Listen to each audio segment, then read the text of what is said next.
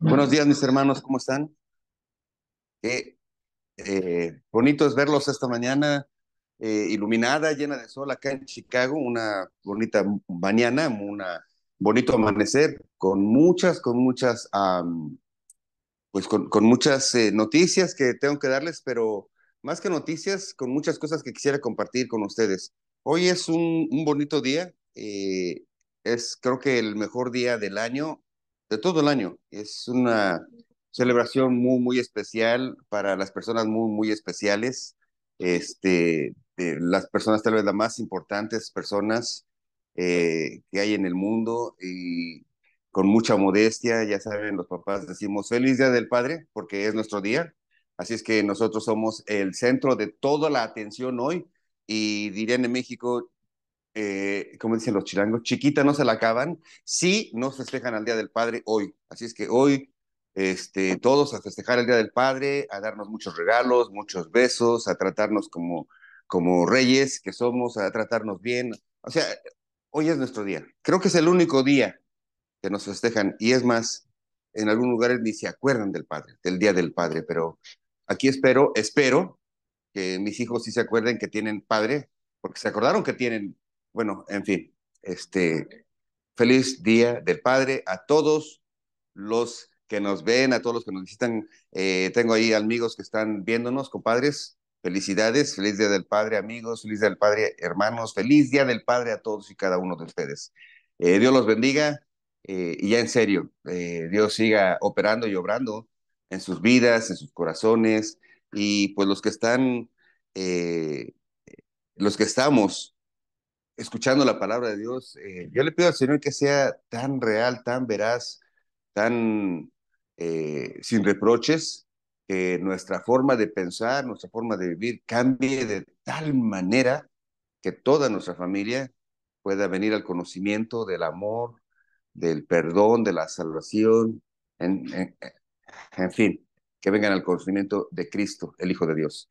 Así es que me permiten, me gustaría comenzar con una oración para entrar en el tema. Hoy vamos a estar en Hechos capítulo 2 y bueno, pues vamos a orar.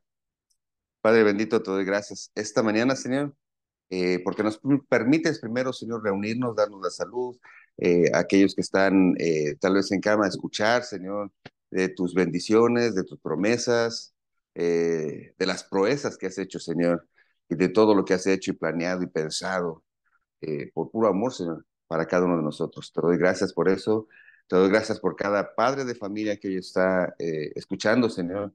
Te pido, Señor, te pido, Padre bendito, que cada hombre, que cada padre de familia pueda hacer a un lado orgullo, tal vez eh, pensamientos de responsabilidad innecesarios para abrir su corazón y presentarte así, presentarnos delante de Dios como hombres, como hijos tuyos, Señor, como personas que necesitamos de tu guía, de tus palabras. No sabemos todo. La verdad es que a veces nos hacemos fuertes los padres, pero no sabemos todo, Señor. Y tú sabes a veces nuestras cargas. Tú conoces nuestras luchas personales, nuestras luchas individuales, Señor, que muchas veces callamos porque, porque se dice que tenemos que ser líderes, hombres, pero delante de ti, Señor, a veces somos pequeños hijos. Queremos escuchar del Padre esa palabra de amor, esa palabra de guía, esa palabra de corrección y esa palabra de esperanza que solo viene de ti. Esa palabra noble que cambia, que suaviza, que transforma corazones, bendito Dios. Te doy gracias por cada padre de familia y nos ponemos en tus manos, que sea tu Espíritu Santo el que nos dirija en esta mañana a través de tu palabra. En el nombre de Cristo nuestro Señor. Amén. Bien, pensar en los padres de familia es interesante y muchas de las cosas que el pueblo judío tenía como costumbres, formas de contar, formas de organizarse, era a través de los hombres, a través de los padres de familia. De hecho, se les conoce como cabeza de familia. Eran los que llevaban la responsabilidad del honor, la responsabilidad del apellido y la responsabilidad de la familia. Es desde un principio se ha dado muy bonita responsabilidad a todos nosotros como hombres y, y una completa respaldo de parte de Dios. Así es que, pues vamos a ver cómo es que el hombre en general y los padres de familia están ligados a esta mañana, que por coincidencia, y no estoy forzando la prédica, de hecho no era el tema, pero ahorita que estoy orando por los padres, me doy cuenta que tenemos que poner atención, mucha atención los hombres, para que sucedan las cosas que Dios ha preparado para nuestras familias. Así es que estamos en el capítulo 2 del libro de los Hechos y vamos a estar pues desde el versículo 14 en adelante. Yo espero llegar al 40, pero bueno, pues es el tiempo que Dios disponga. Para abrir boca yo pensaría, ahí en la invitación puse que hoy en día las iglesias se miden por el número de personas, ¿no? Una iglesia, cómo está funcionando, qué está haciendo. A veces se mide por el número de personas. No sé cuándo comenzó esto, pero creo que comenzó allá por los años eh, por los 2000 en adelante, cuando las mega iglesias comenzaron a surgir. Y digo mega iglesias, no tengo nada en contra de las mega iglesias, pero esas grandes congregaciones de no solo 100, 200, 500 personas, pero aquellas congregaciones que buscaban miles, ¿no? Y congregaban miles de personas. Conozco varias iglesias que crecieron, que tuvieron su fortaleza. Yo sigo insistiendo en que Dios tiene sus planes son perfectos, que Dios tiene sus números son perfectos, y que Dios permite que algunas cosas sucedan, ¿no? Una de dos, o para que veamos qué es lo que Dios quiere, o para que veamos qué es lo que Dios no quiere que se haga, ¿no? Entonces, estas mega iglesias surgieron ahí por los años 2000 y qué, pues de repente llegó la pandemia y muchas de las mega iglesias sufrieron eh, pues este golpe estratégico por parte de una enfermedad, ¿no? Este golpe estratégico ocasionó que por un año, casi 2 años, no hubiera reuniones, no hubiera, sí, reuniones físicas.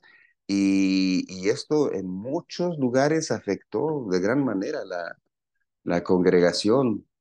Eh, ¿Sabes? Yo estaba en una iglesia, y este es un pequeño medio chisme, no chisme malo.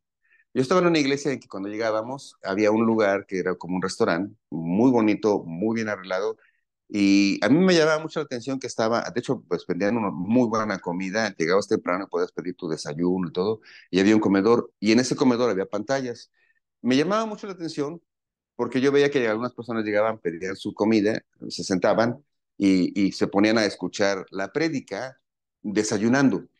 Este, Siempre fue algo así como raro en mi corazón, porque pues para mí ir a la iglesia es algo formal, sentarte, escuchar al pastor con seriedad, tener tu Biblia, ¿no? Y siempre andan a los niños, "Shh, cállate, shh, cállate", y a las esposas, "Shh, cállate", porque luego, bueno, en fin, y entonces haciendo algo ceremonial, ¿no? Y me llamaba mucho la atención que algunas personas tenían esa costumbre. No critico, simplemente me llamaba la atención, se me hacía curioso, se me hacía no irrespetuoso, pero yo no lo haría. O sea, pensaba, yo no lo haría. En fin, llegó la pandemia y entonces muchas de las celebraciones, muchas de las iglesias tuvieron que continuar a través de estos medios de comunicación, el Internet, las videollamadas, las videoconferencias, las videoprédicas. Y de repente me di cuenta que algunas familias que no tenían la costumbre, pues era fácil primero por un cafecito, como ahorita, sí, escuchar la prédica, ¿no? Y luego, pues el pancito. Y luego, si hacía frío, pues te acercaban los tamalitos. Y luego, si hacía un poco de hambre, pues una botanita. Y luego ya hasta se planeaba hacer unos huevitos y desayunar viendo la prédica. Y dije, wow, cómo cambia el corazón del hombre. La comodidad a veces nos cambia porque queramos o no. Cuando estamos haciendo otra cosa que no sea poner la atención a lo que la palabra de Dios está diciendo, nos distraemos. Y en muchos de los casos somos tan fáciles de distraer que perdemos el hilo en un segundito. De nuevo, no estoy en contra de Hay personas que tienen capacidad de aprender y de poner atención, son multifacéticos, multitareas y pueden estar con el teléfono, pueden estar con su café, con su pan, pueden estar mandando textos y dicen, estoy escuchando, ok, voy a suponer que son multitarea, ¿no? Y lo hacen, pero no solo jóvenes, adultos, ya, adultos jóvenes y adultos grandes se distraen. Entonces, sin criticar, les quiero recomendar algo. Les voy a dar un secreto, un chisme. El enemigo está muy atento, muy, muy atento para distraerte, para evitar que la palabra de Dios entre a tu corazón, porque sabe que cuando la palabra de Dios entra a tu corazón y se convierte en algo vivo y entra a tu mente y se convierte en algo que transforma tu forma de pensar, difícilmente regresamos a las viejas andadas, ¿no? Así es que si estás ahí escuchándome, feliz Día del Padre, feliz familia, pero por los siguientes minutos yo te recomendaría que pongas atención, que no te duermas y si ves que alguien está durmiendo, así cariñosamente, dale un despertate, despiértate, porque por su bien, es por su bien. Sabes que el enemigo quiere que las almas se pierdan y que no conozcan la verdad que pueda transformar su mente.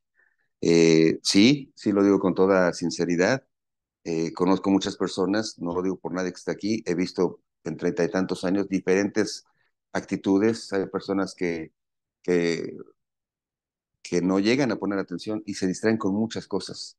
Se distraen con cualquier cosita, con una mosca que vuela y se van a ver a dónde se para la mosca y a ver si tiene más mosquitas. Es increíble cómo por no poner atención se pierden las grandes bendiciones. Las grandes bendiciones. Así es que, ¿y por qué digo todo esto? Bueno, porque vamos a hablar de cómo comenzó la iglesia, cómo comenzó la iglesia. Les decía en la invitación que ahora se calculan por números, y leyendo lo que hoy vamos a estudiar, digo, wow, los números son divinos cuando vienen de parte de Dios, cuando es el resultado de una señal de Dios. Normalmente no vemos números como punto de éxito, o sea, la alimentación de los 5,000 no fue un dato como para decir, wow, ¿cuántas personas comieron? O wow, ¿cuántas personas estaban reunidas? Si te das cuenta, el dato es que con lo que Dios tiene en la mano, con lo que Dios tiene en la mano, que tú le pones delante de Él, lo que tú le ofreces a Dios, poco o mucho, Él lo puede multiplicar. Él lo puede multiplicar. Ponle un poco de atención a Dios y Él puede multiplicar eso. Ponle un poco de atención a Dios para que puedas disfrutar las bendiciones, la paz que viene de conocer el mensaje de Dios para ti. Eh, Siempre hablo de la paz, pero esta paz de saber que ya las cuentas están saldadas con Dios, vienen de entender muchas cosas que están en la palabra de Dios y que a veces no entendemos. Así es que vamos a poner atención porque la semana pasada hablamos del capítulo 2 versículos del 1 al 13 y sin hacer un resumen es cuando viene este ruido tremendo que hizo un gran, gran estruendo que, que al describirlo el evangelista, pues lo más que se pudo él en ese tiempo, por lo que conocía, expresar ese gran ruido fue pues cuando venía una gran tormenta, ¿no? El ruido de muchos vientos, dicen que es recio, ¿no? No sé si has estado en medio de un huracán o en medio de una tempestad. El ruido del viento girando alrededor provoca un terrible, terrible sonido. Entonces, hubo un fuerte sonido, no un fuerte viento, un fuerte sonido, dice, como el de un viento fuerte, y hubo algo así como señales, ¿no? Lenguas de fuego en las cabezas de los apóstoles, en las cabezas de los que estaban ahí reunidos, y también no fue fuego, es como de fuego, es la forma en la que él expresa lo que están viendo, y debido a esto, pues llega el Espíritu Santo, se hace presente, llama la atención a muchos, dice aquí, empiezan a predicar el Evangelio en muchas lenguas, no en lenguas raras. El milagro no está en cómo hablaron, el milagro está en que los que escuchaban los oían hablar en sus lenguas y estaban sorprendidos. Y para entrar en calor, fíjense, para entrar en calor, en el versículo 13 Dice, más otros burlándose decían, estos están borrachos o están llenos de mosto. Estos burlándose. O sea, quiero que observes este detalle porque vamos a entrar ahorita al versículo 14, hablando de la distracción. Muchos, dice, los oían hablar en sus lenguas y los sorprendían. Estaban sorprendidos. ¿Cómo estos hablan en estas lenguas de mi natal nación, ¿no? Por ejemplo, para ponerlo en la actualidad, ¿cómo es que están hablando alemán? ¿Cómo que están hablando franceses? No, el que era alemán, los oía ¿vale? Los oía hablar en alemán, los que eran franceses los oían hablar en francés, los que hablaban inglés los oían hablar en inglés, todos oían y eso los maravillaba porque decían, estos no son galileos, y Galileo era una forma de describir a personas que no tenían mucha cultura, una cultura formal. Eran pescadores, la mayoría de ellos. Entonces se sorprenden porque estos que ni a la escuela, bueno, ya ni a la escuela de gobierno han ido, están hablando en estos idiomas y los escuchamos. Están sorprendidos. ¿Pero qué crees? El que está distraído se pierde esas bendiciones. Porque no entiendo cómo los pueden oír hablar en diferentes idiomas y alguien diga, estos están borrachos. Esto me habla o me dice que cuando no pones atención,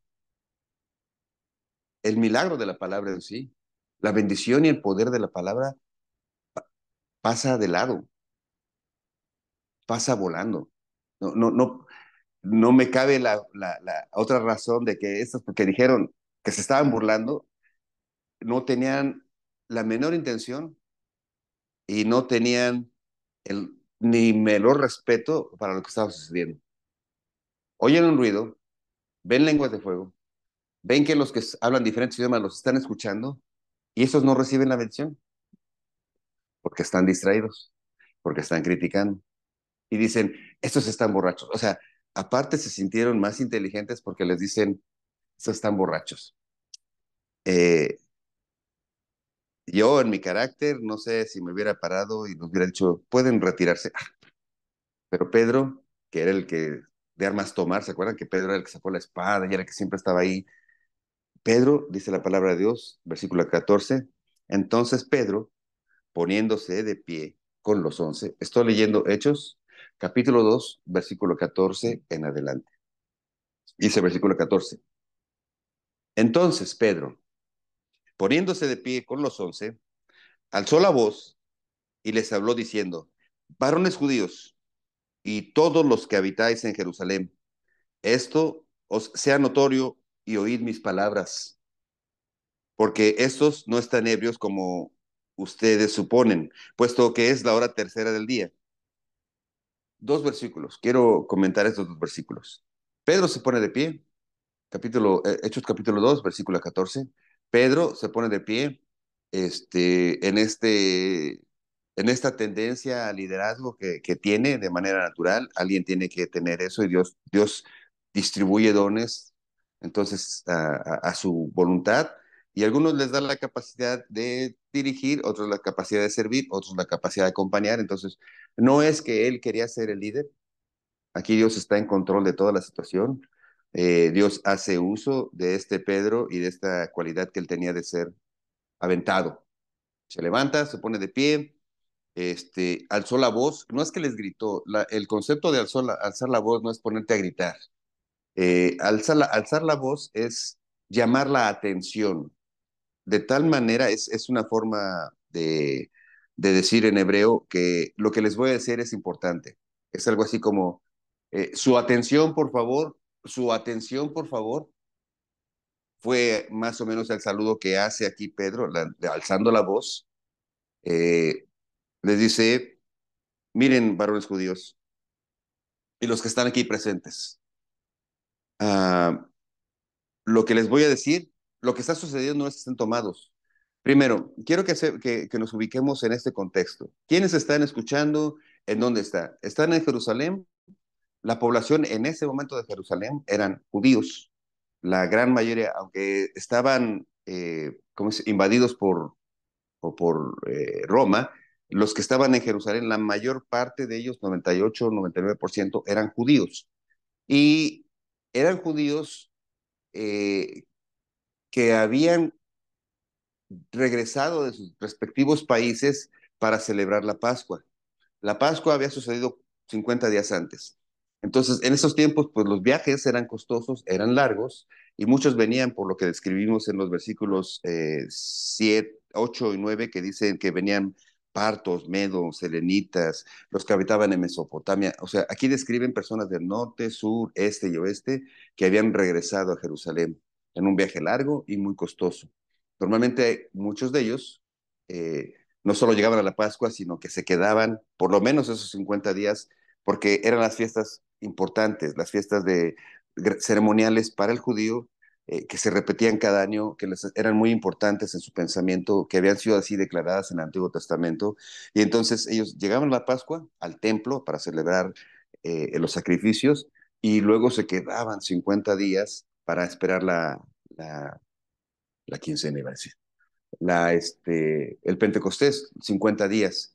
Entonces, para este momento que estamos leyendo, existe esta población, judíos de muchas naciones, viviendo allá por 50 días en un gran conglomerado de judíos. La prédica que hace Pedro aquí está llamando la atención al corazón y al pensamiento de judíos. Los judíos conocían el Antiguo Testamento. Los judíos en este momento no tenían el Nuevo Testamento. Gentiles todavía no empezaban a llegar porque no había empezado esta prédica del Evangelio a los confines de la tierra. ¿Se acuerdan cómo dice Mateo al final de su prédica? El mandato, dicen la gran comisión, Dios les dijo ir y predicar, hacer discípulos a todas las naciones de la tierra, bautizándolos en el nombre del Padre y del Hijo y del Espíritu Santo. Y dice que empezaron por Jerusalén, por Judea, por Jerusalén, por Samaria y hasta los fines de la tierra. Entonces, en este momento, la prédica está hecha para solo judíos. Entonces, pon atención porque solo así vas a poder entender las palabras y lo que les está diciendo y por qué se convencieron, por qué hubo esta gran, gran conversión.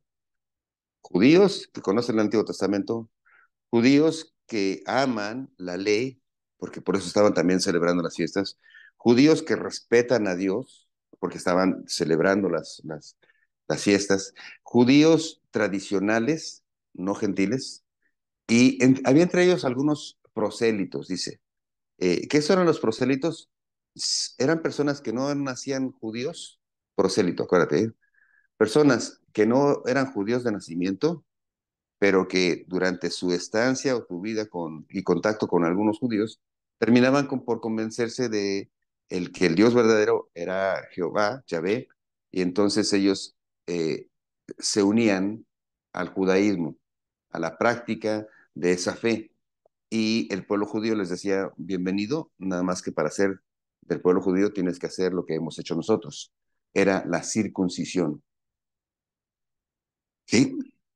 Los, las personas que querían venir al judaísmo tenían que pasar por cuchillo y a estos judíos injertados se les llamaban prosélitos. ¿Sí? Pero aún así, pues eran personas que no eran judíos, pero amaban a Dios de tal manera que hasta se habían circuncidado. Entonces, me gustaría poner en tu corazón eso y en tu mente. Judíos bien conscientes, judíos bien amorosos, judíos bien entendidos del Antiguo Testamento. Eh, Son los que oyen este milagro y ven estas cosas y se acercan y Pedro se levanta y les dice, no están ebrios. ¿Por qué basta con que les diga, no están ebrios porque es la hora tercera?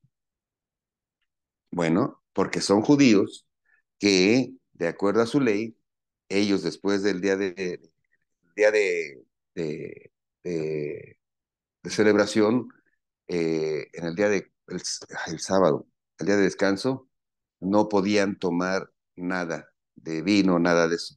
Pero al siguiente día no podían desayunar, no podían comer, no podían hacer nada hasta después de la hora tercera, de las 9 de la mañana. Entonces les dice, no, no están borrachos porque apenas es la hora tercera, es decir, no han ni desayunado. Y todos entienden, porque son judíos. La hora tercera se cuenta porque la hora primera es las 6 de la mañana. Para el judío empieza la hora cuando sale el sol 6 de la mañana.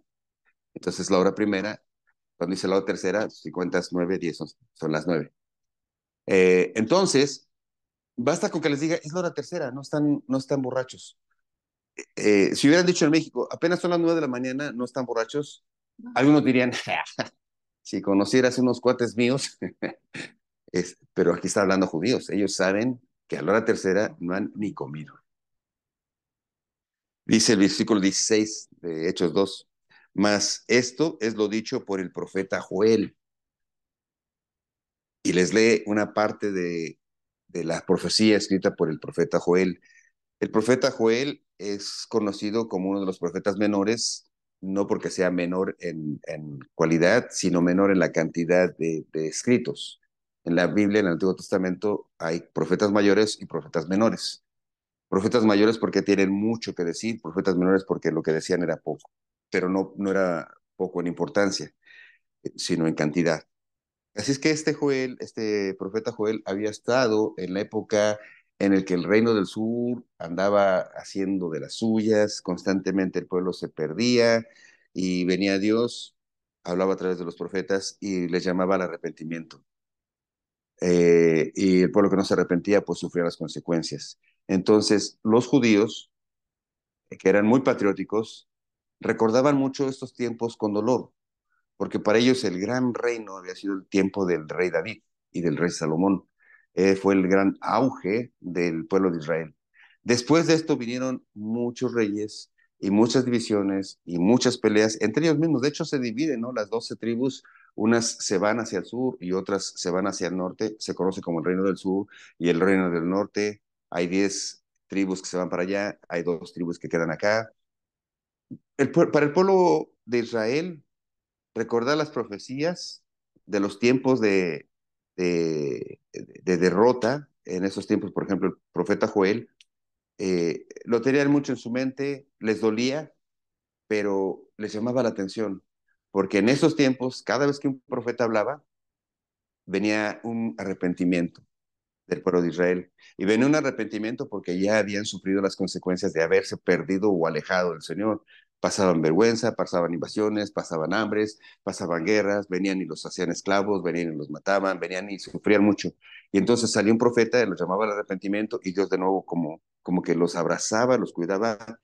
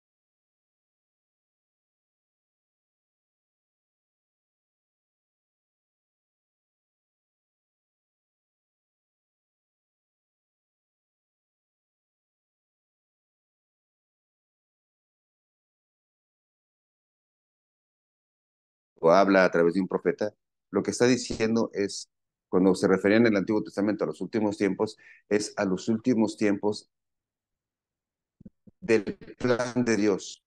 Y el plan de Dios es que una vez que vio que el pueblo se ha perdido, envió a su hijo unigénito para iniciar el plan de redención. Y el tiempo de la gracia es ese espacio de tiempo que hemos tenido, gracias a Dios, dice, para que nadie se pierda, sino que todos vengan a la salvación.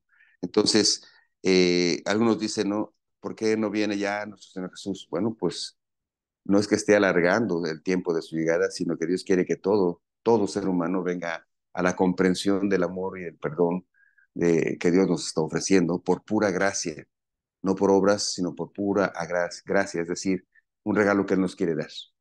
Entonces, cuando oyen hablar esta profecía, lo que ellos acababan de ver eran estas señales y prodigios que estaba haciendo nuestro Señor, estas señales y prodigios que vieron en Jesucristo, esta necesidad de arrepentimiento a la que Joel, el profeta, los estaba llamando y, y ponen atención, porque saben estos judíos que lo que está hablando Pedro es verdad, ha sucedido, no son fábulas, ellos lo tienen muy fresco en su corazón. Entonces, llama la atención, ¿no? Ya tiene captada su atención. Y cuando te dije al principio, si tú no pones atención en una prédica, te vas a perder la bendición. Eh, no sé cómo llamar tu atención con algo que tú puedas haber visto, con algo que Dios ha hecho en tu corazón. ¿Y sabes por qué? Porque somos a veces muy desagradecidos. Hay una canción, eh, no me acuerdo si creo que es de José Ferrer Romero, que dice, tú estabas ahí, ¿no? No me di cuenta, pero tú estabas ahí. Me había perdido, pero tú me trajiste de nuevo. Estaba perdido, pero tú me encontraste, ¿no? Tú has estado ahí. Y la verdad es que a veces nos cuesta trabajo ver la mano de Dios en nuestras vidas. Dios ha estado ahí. Dios nos ha rescatado de muchas situaciones. Dios ha obrado en nuestras vidas. Dios está llamando nuestra atención, pero somos tan distraídos que no nos damos cuenta. Así es que eh, Pedro, perdón, aquí les está recordando la tragedia, de las tragedias que el pueblo había vivido por causa de su mal comportamiento. ¿Qué te puedo decir? ¿Cómo puedo llamar tu atención? Eh, pues sería tétrico decirte cómo estamos, ¿no? Ve lo que está pasando en el mundo. Enfermedades, claro, alguien dice, es que son producto de que las personas inventan y olvídate de esas cosas, en el sentido de que la verdad es que el mundo se está yendo en un caos. No se trata solo de las enfermedades, sino del caos moral. Porque aquí el profeta Joel les hablaba de lo que les había sucedido, no porque alguien había inventado un virus, sino porque el pueblo se había alejado. Y aquí la tragedia de nuestra humanidad no es cuántos virus, cuánta contaminación, que si la comida hace daño, que si los veganos, que si los vegetarianos, que si no comas esto, que si no comas aquello, que si los químicos, que ese, ese no es el detalle. El detalle es dónde está el corazón del ser humano, cómo se ha corrompido el corazón y el pensamiento de la humanidad. ¿Qué estamos aceptando en esos tiempos? Eh, ¿Qué pensamos de Dios en esos tiempos, no? ¿Qué piensa la humanidad de Dios? ¿Qué piensan los jóvenes? ¿Qué piensan los hombres, las mujeres acerca de Dios? ¿Qué piensan los del arco iris acerca de Dios? ¿Sabes? ¿Qué piensan aquellos que dicen que somos parte de una evolución? Nos hemos alejado tanto que lo que estamos viendo como maldad en el mundo es la consecuencia de haber alejado a Dios de nuestros corazones. Narcotráfico, secuestros, violencia, asesinatos. Todo esto es consecuencia de habernos alejado de Dios, haber alejado a Dios de nuestros corazones, haber alejado a Dios de la moral, de nuestra forma de comportarnos. ¿Cuándo fue que empezamos a pensar que somos independientes, ¿no? Todavía me acuerdo que en algunas escuelas hace mucho tiempo había una clase que era ética o moral, buenos comportamientos. Un día dijeron, no, eso es antiguo. En algunos tiempos se oraba en las iglesias, ¿no? Ahora dijeron, no, ya no se puede orar. En algunos momentos el valor de Dios y el respeto a las cosas de Dios era primordial, ¿no? Pero de repente hacen una manifestación y lo mismo rayan las paredes de la iglesia que las paredes del gobierno. O sea, ¿dónde estamos, no? Eh, los narcotraficantes tienen su propio santito, los ladrones tienen su propio santo, eh, no sé si los violadores tienen su propio santo, pero eh, los terroristas, todo este grupo de personas que causan mal y que causan daño, es el resultado de que la humanidad nos hemos alejado de Dios. Le hemos dicho no a Dios y estamos sufriendo las consecuencias. Mucha gente dice, ¿por qué? ¿Por qué estamos así? Bueno, ¿cuándo fue la última vez que en tu casa llamaste a tus hijos a un tiempo de oración? ¿Cuándo fue la última vez que en tu casa leíste la Biblia o buscaste de Dios y le dijiste a tu familia, vamos a pedirle perdón a Dios y vamos a buscar hacer las cosas como Dios le agrada? ¿Cuándo fue la última vez que tú lo hiciste? ¿Cuándo fue la vez que un narcotraficante lo hizo o que un asesino a sueldo lo hizo? ¿Qué?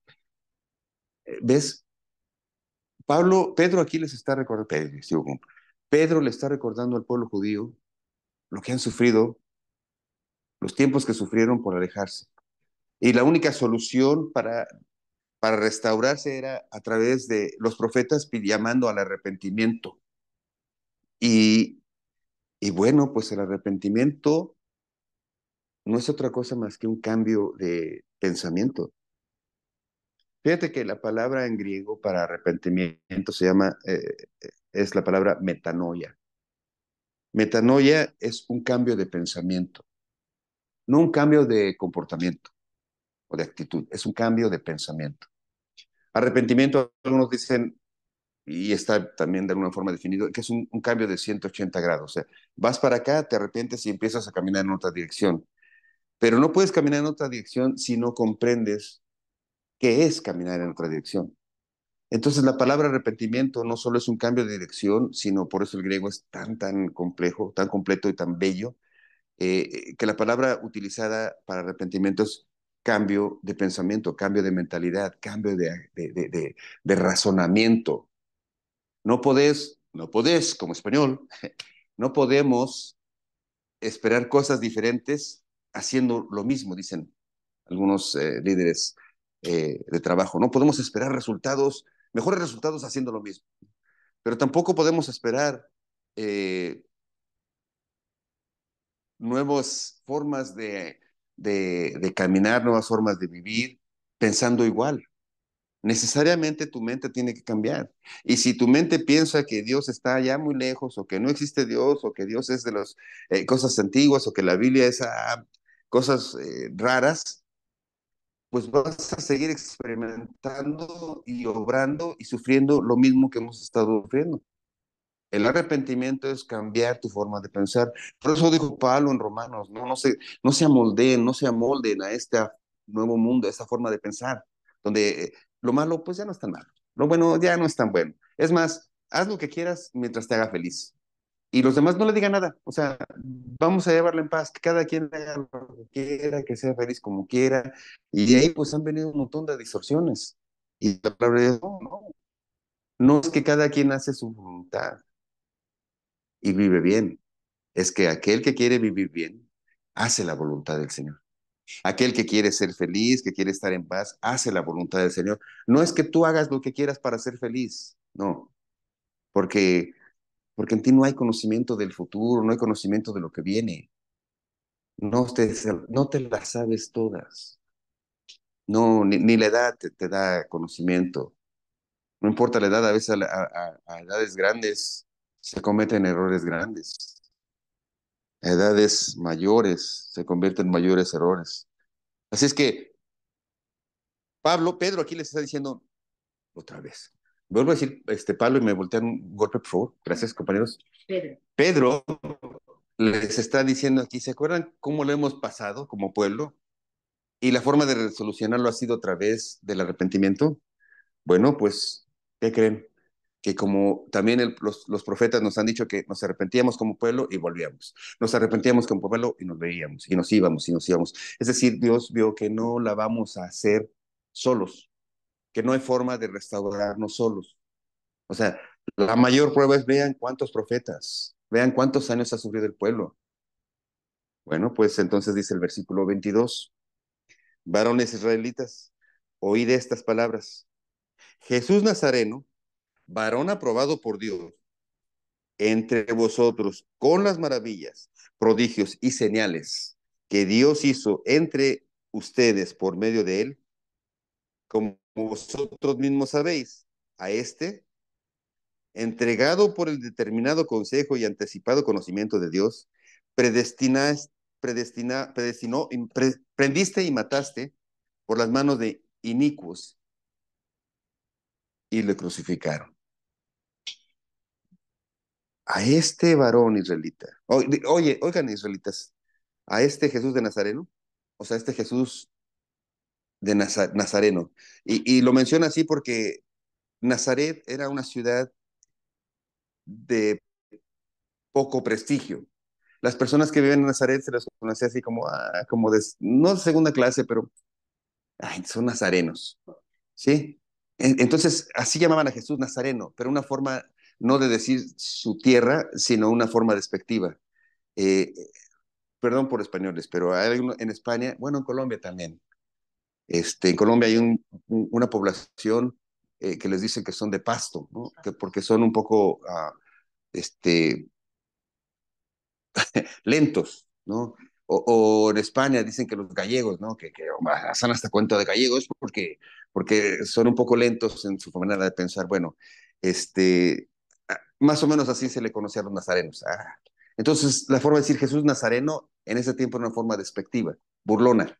Dice, este Jesús Nazareno, varón aprobado por Dios entre vosotros. O sea, no es que lo aprobó la población, sino que Dios mismo fue que lo aprobó cuando se bautizó. Dijo, de hecho se abrió el cielo y escucharon una voz del cielo que decía, este es mi hijo amado en el cual tengo complacencia, este es mi hijo amado en el cual estoy en paz, este es mi hijo amado, este es mi hijo amado. ¿No? Y luego no solo se oyó la voz, sino que todos vieron las señales, prodigios y maravillas que dijo Dios, que hizo Dios, ¿no? ¿Qué son esto de maravillas? Son potencias. La palabra que se utiliza en griego para las palabras que está traducida como maravillas es potencias. Es decir, estas grandes cosas hechas de manera irrazonable para nosotros. Grandes potencias, grandes prodigios, estos milagros que hizo el Señor, potencias, levantar a Lázaro de entre los muertos cuando había muerto, había pasado mucho tiempo, potencias, calmar el mar, calmar el viento, las tormentas, potencias, maravillas, señales, expulsar demonios, sanar paralíticos, curar enfermos, sanar leprosos, todas estas cosas era algo notorio para ellos. O sea, para nosotros ahorita lo vimos tal vez como historia, pero ellos, los judíos que estaban en ese momento en Israel, eran muy conscientes de lo que acaba de pasar, cuando mucho, 3 años antes. ¿Cuánto duró el ministerio de nuestro Señor Jesús? 3 años. La noticia de lo que había pasado estaban tan frescas. Es más, muchos de los que se habían sido sanados estaban ahí. Muchos de los paralíticos, muchos de los leprosos estaban ahí, estaban convencidos de que era el Señor. Entonces, este Jesús de Nazareno, de que se han burlado, que fue aprobado por Dios, que ha hecho tantas cosas, a este Jesús ustedes mismos lo entregaron. Pero me llama mucho la atención cuando dice a este, entregado por el determinado consejo y anticipado conocimiento de Dios. ¿Qué quiere decir esto? De determinado consejo y anticipado eh, eh, conocimiento de Dios. Pablo les está diciendo aquí, eso que ustedes hicieron ya estaba en el pensamiento del Señor, de Dios, de Dios Padre. Él, Dios, sabiéndolo como éramos, en el tiempo, antes del tiempo y desde la eternidad, pensó hacer la solución para nuestro problema, el problema de estar lejos de Dios. Así es que no lo entregaron los hombres, ya era un plan que Dios tenía. No lo crucificaron los hombres, era un plan que Dios tenía. Ahora, ¿y por qué tenía que pasar por esto? Porque era la única forma. O sea, a Dios nada se le escapa. Dios conoce todas las cosas. Dios conoce todas las cosas. No es que se le fue de la mano, de repente agarraron a su hijo y lo crucificaron y Dios Padre estaba allá en el cielo. ¿Y ahora qué voy a hacer? Ah, pues lo resucito. No, no, no, no. Dios ha estado en control todo el tiempo. Dios ha estado en control todo el tiempo. Que nos deje caer, hacer nuestra voluntad y que nos deje caer en nuestros problemas, pues es porque Dios nos ama tanto que si Dios no nos hubiera dado este libre albedrío, no podríamos apreciar el amor de Dios. Sabes, el ser humano tiene la capacidad de decidir ir a los pies del Señor o alejarse. Pero el ser humano es responsable en ese sentido de lo que nos está pasando. Así es que todo estaba en control. Y dice a este que crucificaron y que mataron y que los entregaron en manos de inicuos. ¿Por qué inicuos? Bueno, pues, ¿qué más inicuo podía ser que un romano que no conocía a Dios, que se burlaba de Dios? A este, a estos los entregó, lo entregaron. Fueron estas manos viles los que lo crucificaron.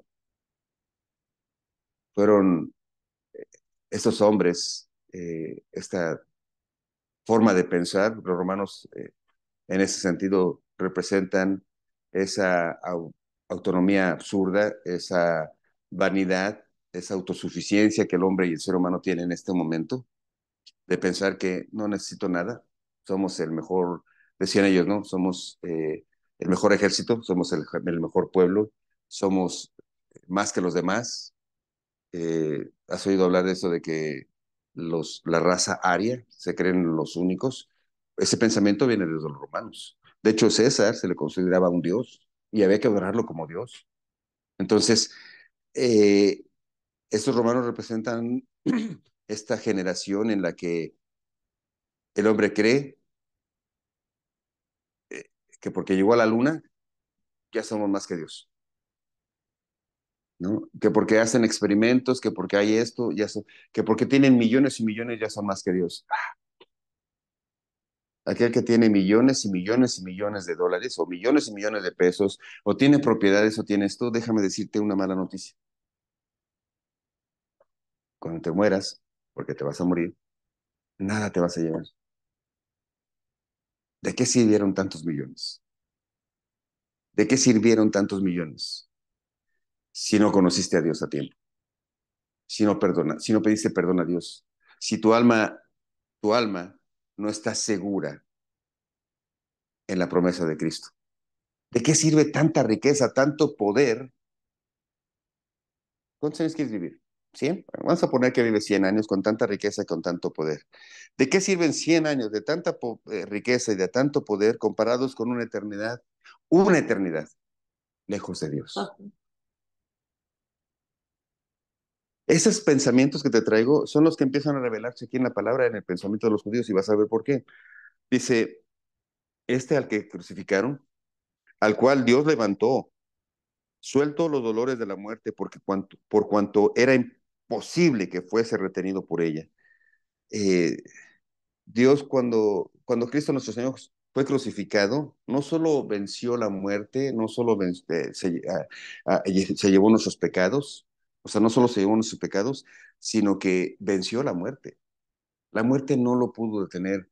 La palabra que utiliza aquí, por cuanto es imposible que fuese retenido por ella, la palabra en griego es algo así como, eran como dolores de parto de la tierra. ¿No? No podían detener la tierra, el Hades, el lugar de los muertos, no podía retener en su seno al Hijo de Dios. Había, estaba causando tanto dolor, tanta malestar que no pudo la muerte retener a Cristo. Tenía que dejarlo porque no podía detener esas cadenas de muerte al Creador de los cielos y la tierra. Dice el versículo 25, porque David dice de él, veía al Señor siempre delante de mí porque está a mi diestra, porque está a mi diestra no seré conmovido. Por lo cual mi corazón se alegró y se gozó mi lengua, y aún mi carne descansará en esperanza, porque no dejarás mi alma en el Hades, ni permitirás que tu santo vea corrupción. Me hiciste conocer los caminos de la vida, me llenarás de gozo con tu presencia. Aquí el salmo que está recordando Pedro es el salmo escrito por el rey David cuando está profetizando el hecho de que Jesucristo no iba a quedar en la tumba, sino que iba a resucitar. Pero estas cosas que les está hablando Pedro a los judíos, que para nosotros parecen medio poéticas y medio raras, para ellos eran tan entendibles, porque la tenían tan reciente y era lo único que tenían. Ellos leían la Torá o los cinco, el Antiguo Testamento tantas veces que estas cosas eran algo natural para ellos, eran conscientes de lo que estaban oyendo, no necesitaban explicación, como en este caso. No necesitaban explicación. Nosotros necesitamos que nos expliquen, ¿no? ¿Qué es esto de que la muerte no pudo detenerlo? ¿Qué es el Hades? ¿Qué es esto de dijo el Señor a mi Señor? Siéntate a mi diestra. Necesitamos explicación. ¿Y sabes por qué? Porque no tenemos por historia ni por costumbre leer la Biblia.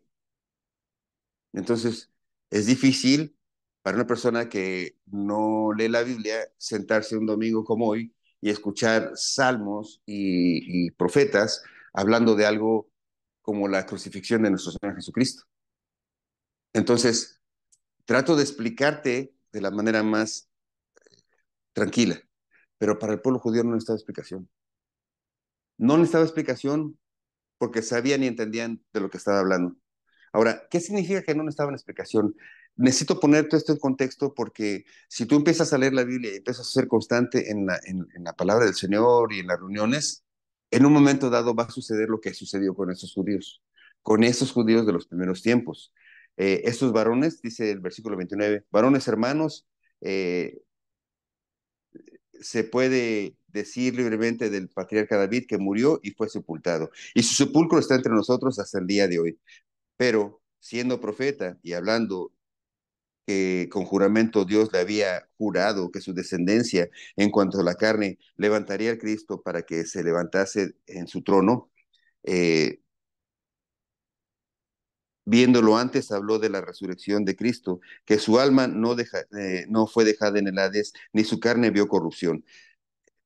Toda esta explicación, lo que le está diciendo, bueno, David, que fue nuestro rey, que también fue profeta, escribió que el Hijo de Dios, que había sido prometido a él y dice la palabra de Dios y los antiguos escritos, que de la descendencia de David volvería a nacer, saldría, perdón, el Salvador del pueblo de Israel. Todas estas cosas, ellos las conocían tanto, tan bien, que por eso cuando llegó nuestro Señor Jesús y dijo, Él es el Cristo, Él es el Mesías, es el enviado de Dios, ellos pensaban que este Jesús que estaba llegando ahí de Nazaret iba a ser el que iba a instalar el nuevo reino, que iba a derrocar al pueblo de Roma, y que nos iba a dar la gran gloria y etcétera. Estas cosas estaban tan latentes en ellos, tan bien, tan claras, que Pablo nada más, Pedro, ¿qué dijimos? Que Pedro nada más les está recordando lo que ya saben. Pedro les está recordando lo que ya saben y hace todo este argumento para al último decirles estas cosas poderosas. Los siguientes versículos están recargados en el gran milagro de la resurrección de Cristo. Ya les hablé de todos los profetas, ya les hablé de David, ya les hablé de lo que ustedes saben, ¿verdad? El versículo 31 dice, viéndolo antes, digo, perdón, el versículo 32, a este Jesús, a este Jesús, del que hablan los profetas, del que habló David, que ustedes vieron, que se hicieron burla, que lo crucificaron, que lo entregaron a los romanos, dice, a este Jesucristo, Dios, a este Jesús, Dios resucitó, de lo cual todos nosotros somos testigos. O sea, no solo que lo resucitó y ya como una historia, sino que todos son testigos. ¿Quiénes todos? Los apóstoles y por lo menos los 120 que estaban ahí a los que les presentó el Cristo crucificado. Les estoy diciendo que a este que ustedes sabían, que estaban escritas las profecías, que ustedes lo conocieron, que ustedes lo entregaron, ¿qué creen? Dios lo resucitó y somos testigos de eso. Así que, exaltado por la diestra de Dios y habiendo recibido del Padre la promesa del Espíritu Santo, ha derramado esto que vosotros veis en nosotros. Jesús había prometido que era necesario que Él se fuera para que llegara el Consolador, para que la tercera persona de la Trinidad estuviera ahora con nosotros. Versículo 34, porque David no subió a los cielos, pero él mismo dice, dijo el Señor a mi Señor, siéntate a mi diestra. Dijo el Señor a mi Señor. Dijo Yahweh a Adonai. Yahweh, Dios Padre, a Adonai, a mi soberano, a mi Señor. Súbete, siéntate aquí, dice, hasta que ponga a tus enemigos por estrado de tus pies. Y de nuevo, un salmo en el que David escribió hablando de su descendencia, hablando del Hijo de Dios, cosa que para ellos fue como traer luz, porque decían, ¿por qué David escribe hablando de su hijo? Dijo Dios a mi Señor, o sea, ¿por qué Jehová dijo a mi soberano? ¿Cómo puede ser su soberano si es su hijo? Siempre había estas dudas. Bueno, pues ahorita lo que están viendo es que David no está hablando de su descendencia en la carne, sino de la descendencia producto del plan de Dios, Dios hecho carne. Dice el versículo 36, sepa pues ciertísimamente toda la casa de Israel que a este Jesús, a quien vosotros crucificaste, Dios la ha hecho Señor y Cristo. Al oír esto, se compugieron de corazón y dijeron a Pedro y a los otros apóstoles, varones hermanos, ¿qué haremos? Esta respuesta, este versículo, es el resultado de la luz que trae a tu corazón poner atención en la palabra. No tengo otra forma de decirlo. Si tú te distraes, si tú te duermes, si tú estás papaloteando moscas, no vas a entender lo que tienes en tus manos. No vas a entender lo que de alguna manera ya sabes. No vas a entender muchas cosas. O sea, es obvio que existe un Dios. No hay forma de decir que existe Dios. De hecho, ¿sabes qué? Si el hombre fuera eterno, habría muchas formas de decir quién sabe si Dios existe. Pero la verdad es que el hombre muere, ¿no? Y dicen que no hay ateo ni en un hospital ni en una cárcel. Ahí no hay ateos. Ahí todos dicen, Dios mío, ¿dónde estás, Dios? En una cárcel o en un hospital, en el momento cumbre, no hay ateos. Todos, todos vienen. Decía en una prédica, escuché a un pastor que dice que venían en un avión, eh, en un viaje, y pues él es pastor y dice que había otros, se dio cuenta que había otros personas de otros pensamientos, unos como hindúes, algo así, ¿no? Y otros así como Hare Krishna, no sé qué, pero la cosa es que venían varios ahí.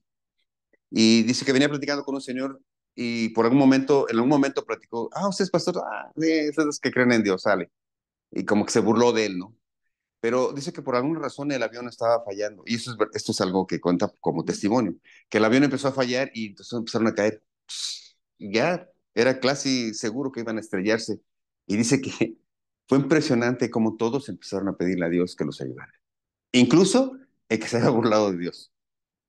Eh, Porque cuando llega el momento cumbre, el momento final, eh, como que viene una revelación o se abre el pensamiento y dice, ahora sí, ¿qué voy a hacer?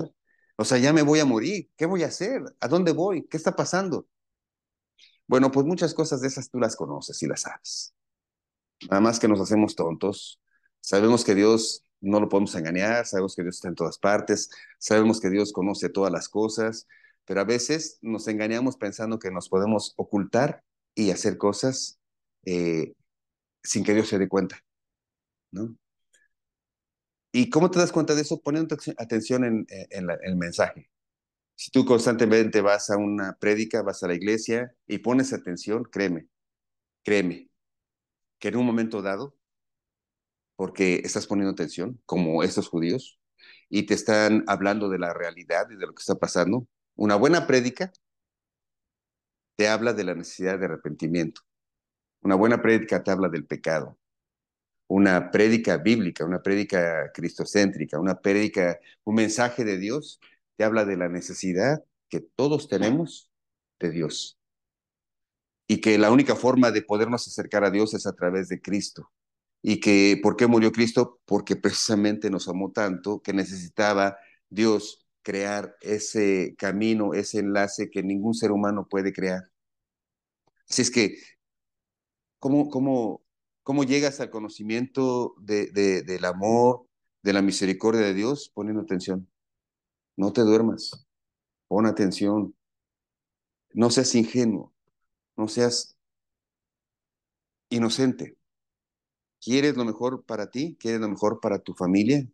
¿Quieres que tus relaciones se sanen? ¿Quieres que tu familia empiece a vivir de manera diferente? ¿Quieres que tus hijos empiecen a portarse bien? ¿Quieres que tu esposa cambie su actitud? ¿Que tu esposo cambie su actitud? Pon atención en la palabra de Dios. Pon atención porque la palabra de Dios va a transformar tu corazón. No va a transformar el corazón de los demás, va a transformar tu corazón porque tal vez tú eres la causa de muchas de las cosas que están pasando. Porque es bien fácil apuntar a otros. Si mi esposa hiciera esto, si mi esposo cambiara, si mi hijo, si aquellos hicieran esto, si el vecino no se estacionara enfrente, sí, sí, sí. Pero, ¿qué hay de ti? ¿Qué hay de ti? ¿Qué piensas tú? ¿Cómo razonas tú? ¿Cómo actúas tú? ¿Cómo te identificas tú? Por eso Cristo es personal. La conversación con Cristo es personal. Yo creo que si yo me acercara a Cristo y empezara a decirle, no, es que fíjate que lo primero que haría el Señor, ¿y tú? ¿No? ¿Y tú qué estás haciendo? ¿Y tú? Hay muchos mensajes, muchas palabras en la Biblia que te vuelven a ti mismo, ¿no? Tú puedes ver, dice, le decía a unos, ustedes ven la paja en el ojo de su vecino y no ven la viga que está en el suyo. Siempre estamos viendo los errores de los demás, menos los nuestros. La forma de cambiar un estilo de vida, la forma de cambiar una familia es reconocer y empezar por uno mismo.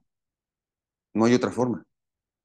Aquí Pedro, otra vez, guau, ahora sí Pedro les acaba de recordar a los judíos que están presentes a través de todo lo que conocen fervientemente de los profetas, de las profecías, de los salmos, de David, les está recordando lo que ha pasado. Y luego les dice, y Jesús, el que acabamos o sea, hemos visto durante 3 años milagros, prodigios, maravillas, y hemos visto que lo entregamos y vimos que lo sacrificamos y vieron que murió en la cruz y luego lo hemos visto vivo, lo hemos resucitado, que no se dan cuenta de que la estamos, o sea, no se dan cuenta, pero se dieron cuenta porque dijeron aquí, versículo 37, ¿qué haremos?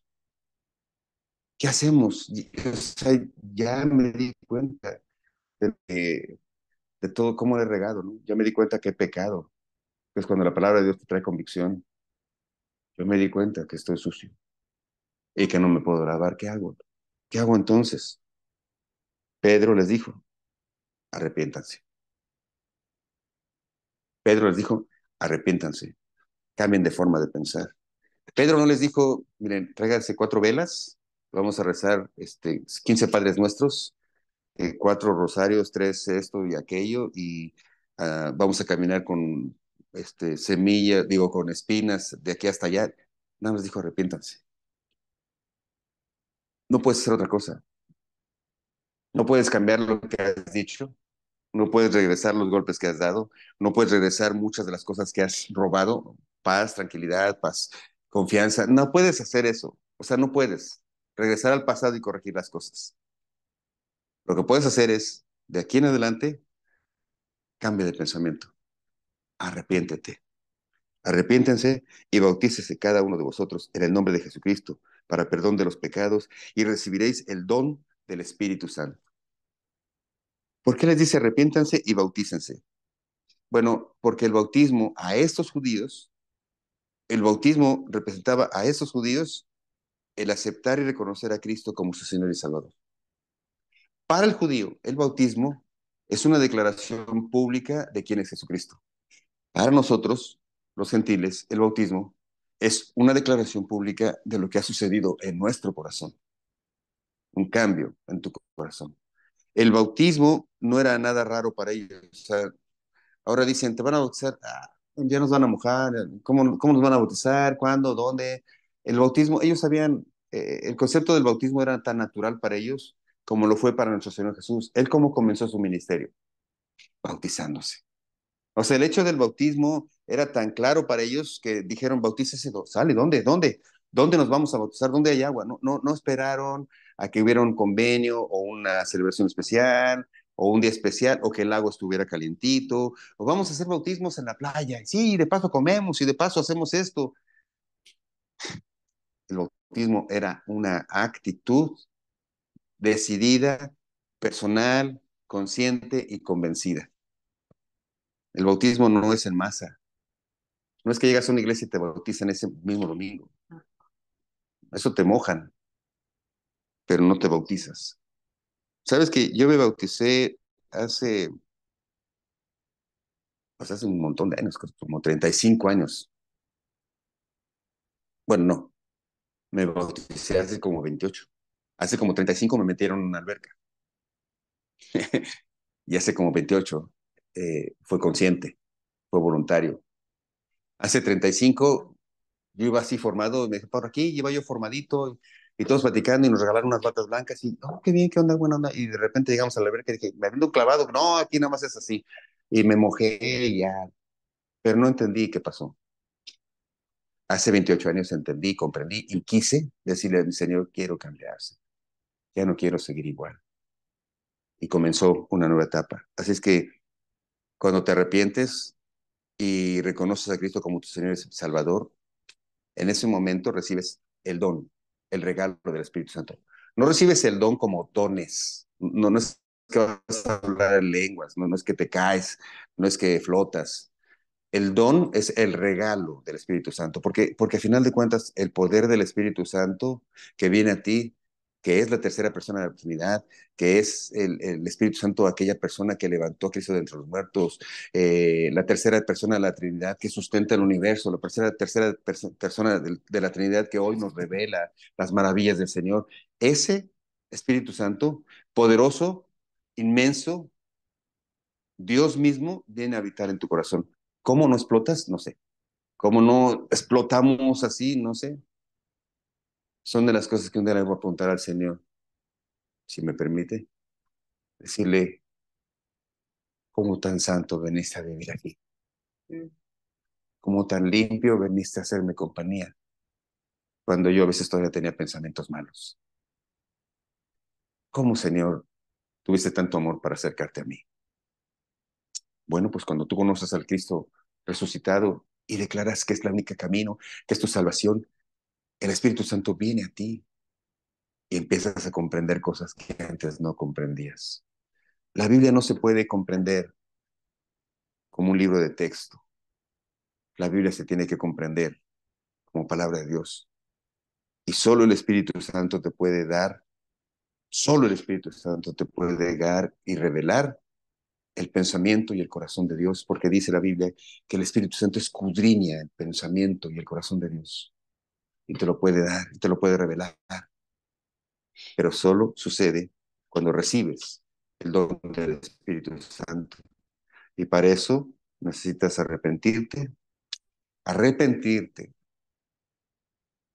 y aceptar que Cristo es todo. Dice el versículo 39, porque para ustedes es la promesa, y para sus hijos, y para todos los que están lejos, por cuanto el Señor nuestro, a los que Dios llamare, porque el Señor nuestro, a los que Dios llamare.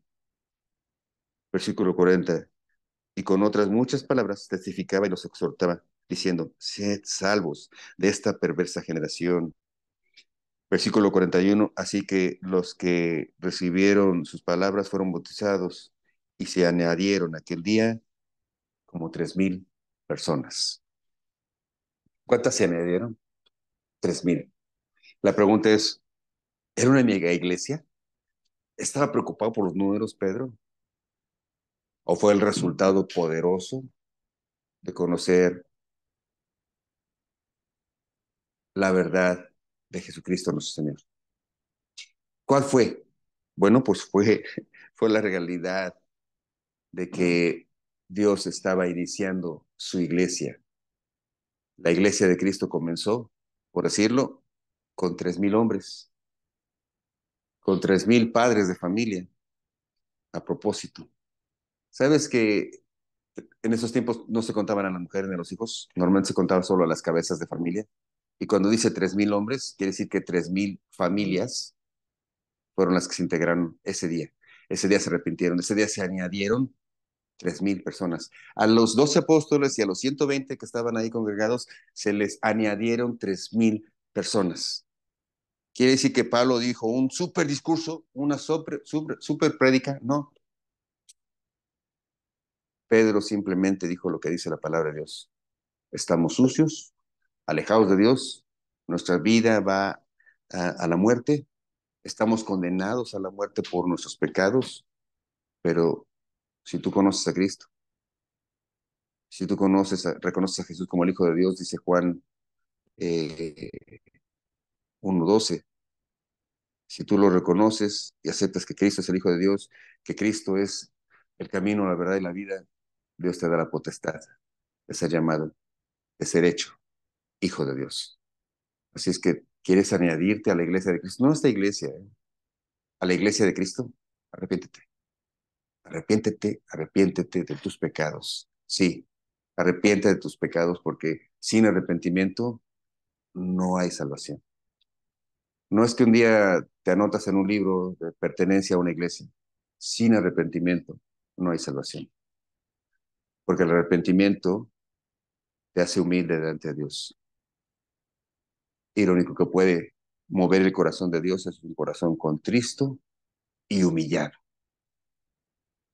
Padre bendito, te doy gracias esta mañana porque tu palabra, Señor, al reflejarnos como un pueblo, Señor, que te conocía, que conocía la historia, que te respetaba, respetaba a Dios, que amaban a Dios, Dios Padre, Padre Jehová, este pueblo de Israel, Señor, esos judíos, que amando a Dios y respetando a Dios, a veces se iban por sus propios caminos, esos judíos que un día conocieron que ese ir y venir, era producto de su maldad de corazón y de su incapacidad de hacer las cosas bien por sí mismos, entendieron que Cristo era el Hijo de Dios, que Cristo era Dios mismo, muriendo en la cruz por el perdón de los pecados.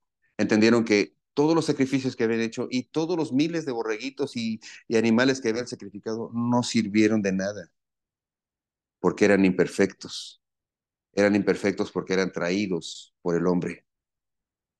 Pero el Cordero de Dios que quita el pecado del mundo fue traído por Dios. Fue el regalo de Dios para que nosotros pudiéramos tener salvación.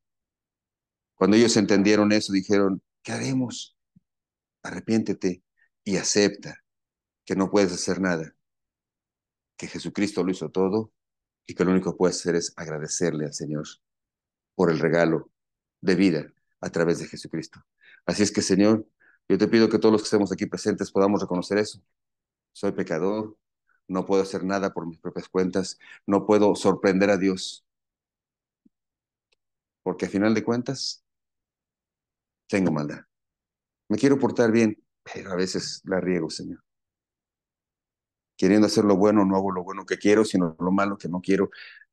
Dios mío, reconozco que si yo me suelto de tu mano, voy a estar perdido. Reconozco que tú, Señor, me amas tanto que moriste por mí. Te entrego mi vida, te entrego mi corazón, te entrego todo, Señor. Ven tú a ser mi Señor en mi vida. Guíame de aquí en adelante, Señor. Mis hermanos, muchas gracias por estar ahí y muchas gracias por poner atención. no mis palabras, pero poner atención a lo que Dios está hablando. Ahora, si pusiste atención y hoy entendiste esto de que necesitas de Jesús, Dios te va a mover a que no, te va a dar hambre de estar en la reunión, te va a dar hambre de venir a la congregación, te va a dar hambre de escuchar la palabra de Dios. Eso es una buena señal. Pero no te distraigas, ¿ok? No pongas pretextos para no estar en la reunión, para no estar en tu congregación, para no estar en tu iglesia. No escuches la voz del enemigo que quiere robar la semilla que hoy cayó en tu corazón. Dios me los bendiga. Seamos conscientes, seamos permanentes, seamos constantes. Los espero la semana que entra. Ya apunté los nombres de los que están. El que no venga la semana que entra. Uy, chiquita no se la acaba. Nos vemos la semana que entra. Dios los bendiga.